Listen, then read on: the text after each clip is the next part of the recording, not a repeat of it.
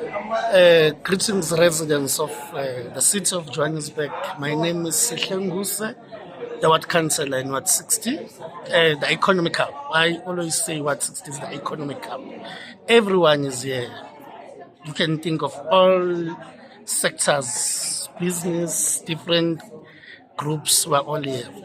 Look, we were here yesterday discussing strategic issues in terms of repositioning the city of Johannesburg. And in our view, we did extremely well to make sure that we deliberate on issues, be issues of DC, be the issues of service delivery and the outlook of the city of Johannesburg in general. We did extremely well. We're here on day 2 today to continue the good work that we started yesterday. But there's a wrong culture that must quickly be vetted on caucuses non-stop on critical items. Where we actually should be discussing the progress. You find different parties asking for caucuses. They come back without necessarily reporting what they were caucusing. They come back and say, no, we're fine. And then it's business as usual. We can't continue like that.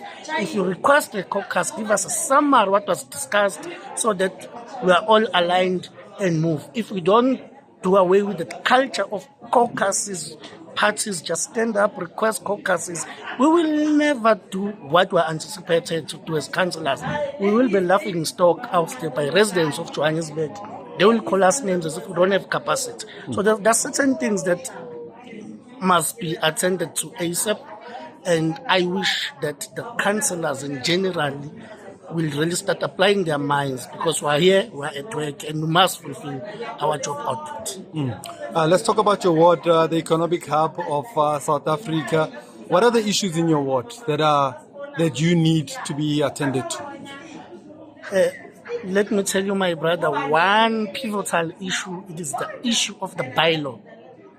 Look, there is no investor who can come and invest in a city or in a ward that is just aging like a blanket. The issue of the bylaw is very important. The issue of dilapidated building for mixed-use accommodation, student accommodation, residential, it is also very, very important. The issue of bringing commerce back to the inner city, it is also very important. Those are executive discussions that must preoccupy the management of the city of Johannesburg. The issue of bylaw, I can't even sleep. The enforcement of bylaws. Enforcement of the bylaws. I always say that the deputy director who's currently occupying that seat is not fit for purpose. If I was the line manager, I would have fired him long time ago. It is one of the issues. Let me give you a typical example. Transnet was selling the Carlton Center. They were not in a position to carry a buyer because of the risk with the investment in the inner city. So you firstly establish do a risk analysis, and then you establish, look, the crime is too high. We will invest in a city that has so much crime, and there are no proper plans in terms of addressing certain things. So commerce will never ever risk up until the sustainability or there are plans in place properly articulated by those who are in management. It is a shame that in the inner city you no longer have big commerce because of the risk associated with it. Yes. For example, let me give you a Newtown Junction mall. Pick and Pay is intending to leave because of the crime. People are using the underground tunnels. They use these tunnels. They go as far as looting the stock in that mall. So what do I do as a council? Just yet tomorrow we'll be having a mass meeting with all business people to share my thinking, but at the end of the day, I don't have all the executive powers. But we'll be strategizing a partnership of private security, law enforcement to see how best, because if we don't address this thing, I can tell you when Newtown Junction leaves or Pick and Pay leaves, other big corporates leave, you will be left with all the shops that are under these Pakistans and who are, by the way, not contributing in terms of employment.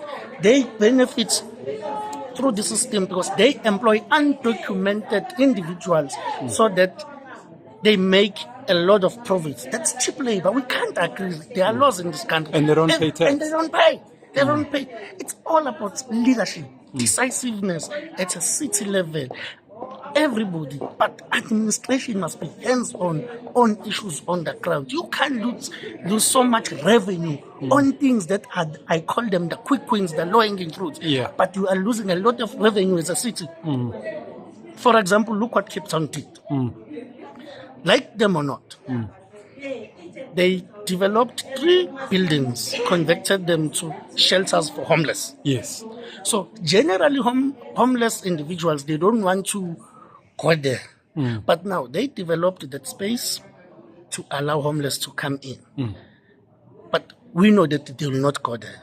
So they then passed a policy to remove homeless people in the street. So you see, that is strategy. Yeah. You know that, but I have a policy that says you must be out of the street. Yeah. When you bring a different argument, they'll say, no, but I have an accommodation for you.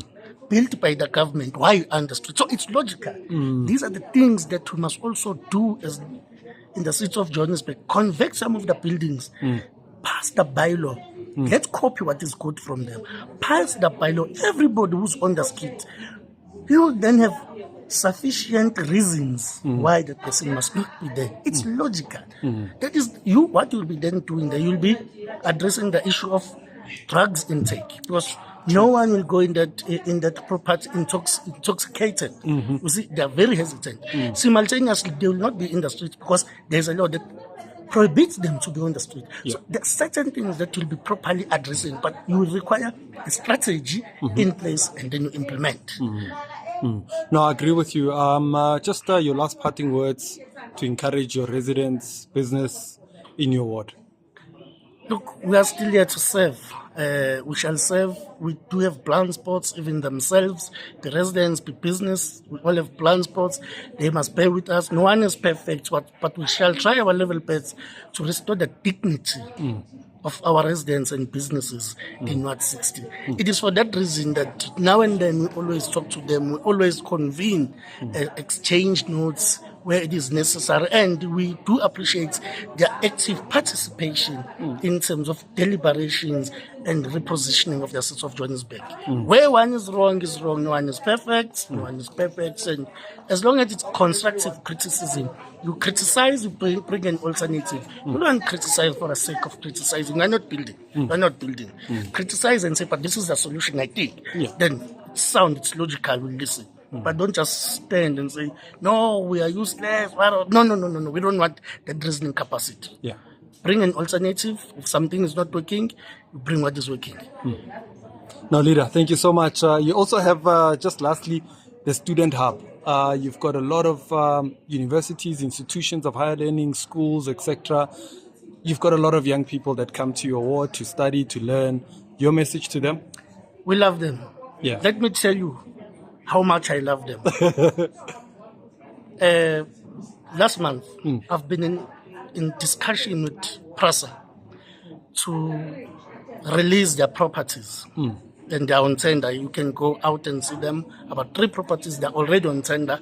Those properties are meant to be converted to student accommodation. We have a building here, HDA, Housing Development Agency, an entity owned by the national government. So we are moving.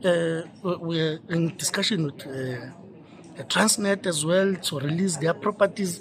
We are moving, just that it is a process. But I can tell you, we are almost there.